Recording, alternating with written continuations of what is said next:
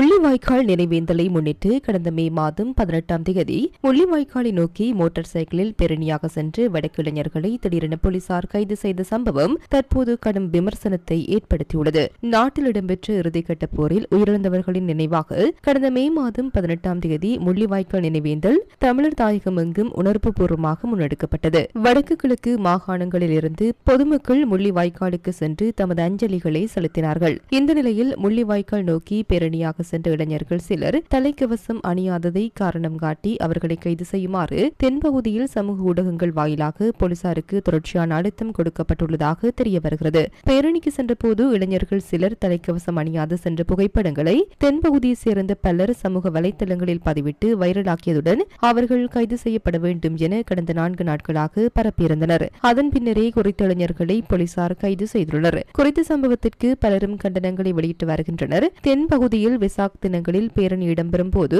சட்டம் அங்கே சென்றது. தென்பகுதிகளில் களியாட்டங்கள் இடம்பெறும் போது இளைஞர்கள் வீதியில் எப்படி செல்கின்றார்கள் என்பதை போலீசார் பார்த்ததில்லையா? அவர்களுக்கு சட்டம் கற்பிக்கவில்லையா? இந்த கைதின் நோக்கம் தலைக்கவசம் அணியவில்லை என்பது அல்ல, மாறாக முள்ளிவாய்க்கால் நினைவேந்தலை நடத்தியதே என பலரும் விசனத்தை தெரிவித்து வருகின்றனர். இந்த நிலையில் குறித்த இளைஞர்கள் பிணையில் விடுவிக்கப்பட்டுள்ளார்கள் என்பது குறிப்பிடத்தக்கது.